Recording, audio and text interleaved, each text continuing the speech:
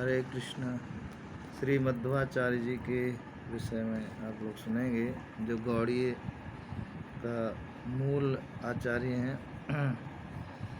दक्षिण भारत के कर्नाटक प्रदेश में धनु तीर्थ के निकट पापनासनी नदी के किनारे, पापनासनी नदी जो बहती है धनु तीर्थ में, उसके किनारे पंजिका नामक क्षेत्र है। उसी क्षेत्र में श्री मध्वाचार्य जी के माता पिता निवास करते थे। आपकी माता का नाम वेदवती और तथा पिताजी का नाम पंडित मद्दगेह भट्ट था। ये सकल शास्त्र निष्णात थे। रजत पीठ पुराण आधिपति भगवान अनंतेश्वर आपके आराध्य देव थे। जगत कल्याणकारी लोकोत्तर पुत्र की कामना से उन्होंने अपनी धर्मपत्नी के सहित 12 वर्ष तक तितिक्षा पूर्वक भगवान की विधि पूर्वक आराधना की। भगवत अनुग्रह से स्वयं वासुदेव ही जगत में भक्ति ज्ञान वैराग का प्रचार करने के लिए ही माता वेदवती के गर्भ से संवत 1160 अश्विन शुक्ल विजयदशमी की मध्याह्न बेला में श्री मध्वाचार्य के रूप में प्रकट हुए। पिता ने पुत्र का जातक कर्म संस्कार स्वयं ही किया। पश्चात 10 दिन के बाद आपने पुत्र का नाम वासुदेव रखा। यह बालक वासुदेव ही आगे चलकर श्री मध्वाचार्य के नाम से विख्यात हुए। अवस्था में ही वासुदेव में अलौकिक चमत्कार दिखाई देने लगे। 3 साल की अवस्था में ही एक बैल के व्यापारी को बैल के दाम के बदले हंसकर एक मुट्ठी बीज दे दिया और वह व्यापारी कृतार्थ होकर घर चला गया। उसे ऐसा लगा मानो मुझे शक्ति का बीज मिल गया हो। फिर जो व्यापारी इनके पिताजी को बैल का मूल दिए बिना भोजन के लिए जाने नहीं देता था, वह बुलाने पर भी दाम लेने नहीं आया, इसलिए कि उसे परमार्थ जो प्राप्त हो चुका था। एक दिन घृतवल्ली नामक ग्राम में शिव नामक कोई पौराणिक पंडित भक्ति के सिद्धांत में से विरुद्ध कथा कह रहा था। वह बालक वासुदेव ने भरी सभा में निर्भीकता पूर्वक भक्ति सिद्धांत की स्थापना करके 5 वर्ष की अवस्था में ही लोकोत्तर सारे जगह ख्याति प्राप्त कर लिया। तो मध्वाचार्य का जो जीवन है एक बहुत सुंदर और बहुत आनंददायक है, जो सभी के जीवन में इस प्रेरणा देता है। तो ऐसे चमत्कार थे वासुदेव के जो आगे चल के मध्वाचार्य हुए।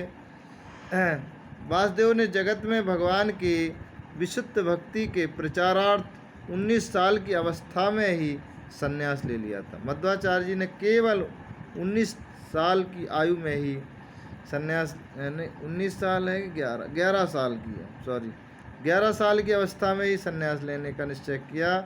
अपना मनोभाव माता पिता से प्रकट किया, परंतु एक तो पुत्र स्नेह, दूसरे वृद्धावस्था के आधार रूप अन्य पुत्रों का अभाव होने से माता पिता ने अनुमति नहीं दी। तब उन्होंने अत्यंत मृदुल वाणी में उन लोगों को समझाया कि यदि आप लोग पुत्र प्रेम प्रमादवश मुझे रोकेंगे तो प्रथम तो मैं रुकने वाला नहीं, क्योंकि जैसे आंधी, वर्षा और नदी का वेग नहीं रोका जा सकता, उसी प्रकार दृढ़ निश्चय को अपने निश्चय से हटाना असंभव है। इसलिए दृढ़ भक्ति में इसलिए दृढ़ कहा गया है। दूसरी बात, यदि मैं रुका भी तो मुझसे किसी प्रकार के लौकिक लाभ की आशा व्यर्थ है और जन्म लेने का उद्देश्य सफल नहीं होने से मुझे सुख नहीं मिलेगा। फिर आप लोग कैसे सुखी रह सकेंगे? इसी बात आप लोगों को वृद्धावस्था के सहारे को तो विश्वास करें। यदि आप लोग मुझे सहज संन्यास की अनुमति दे दें तो भगवान की कृपा से शीघ्र ही मेरे एक छोटे भाई का जन्म होगा।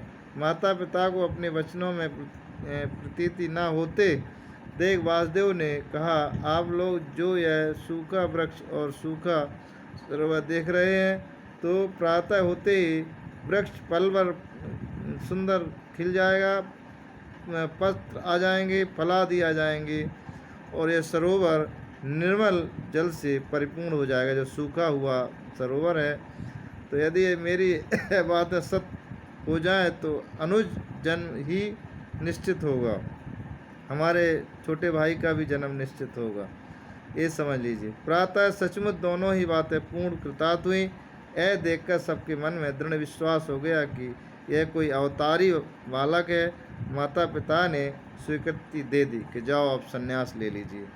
जब उन्होंने देखा, विश्वास देखा, तो उन्होंने रजत पीठपुर में ही विराजमान श्री अच्युत प्रेक्ष जी से विधि पूर्वक संन्यास की दीक्षा ली।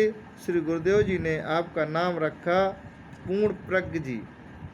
जो मध्वाचार्य थे उनका नाम पूर्ण प्रज्ञ जी था। पूर्ण प्रज्ञा यशासा, इस व्युत्पत्ति के अनुसार पूर्ण प्रज्ञ सचमुच पूर्ण यज्ञ ही थे।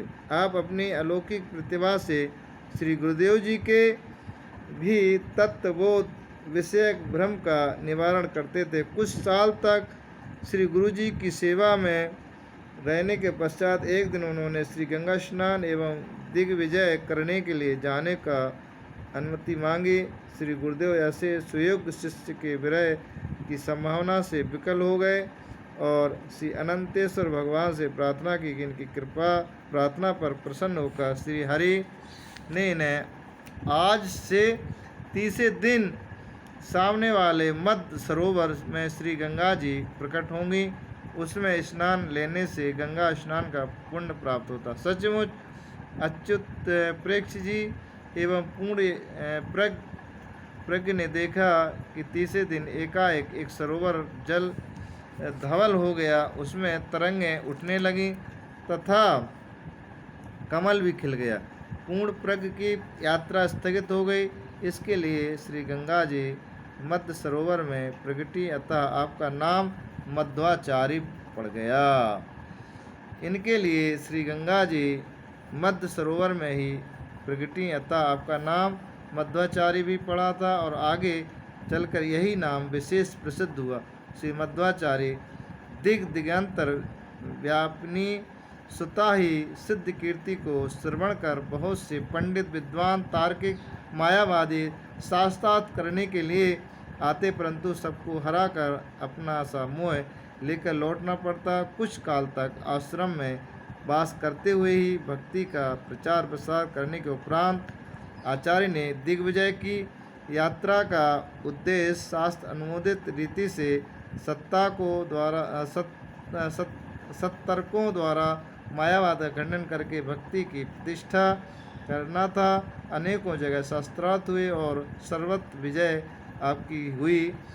सबको हराते हुए सभी लोग चरणों में नतमस्तक होकर आपका शिष्यत्व स्वीकार कर लेते थे। जहाँ भी जाते वहीं उनको परास्त करते और सब उनके शिष्य बन जाते थे। तो ऐसे महान थे मध्वाचार्य जी महाराज। तो उनके विषय में आपने सुना, जो गौड़ी संप्रदाय के मैन आचार्य हैं मध्वाचार्य जी। तो आज आपने उनके शॉर्टकट में उनका जीवनी सुना, जो परम आचार्य थे, जो ब्रह्मा जी से परंपरा में आते हैं। इस तरह से आपने मध्वाचार्य का जीवन चरित्र सुना। हरे कृष्ण हरे कृष्ण।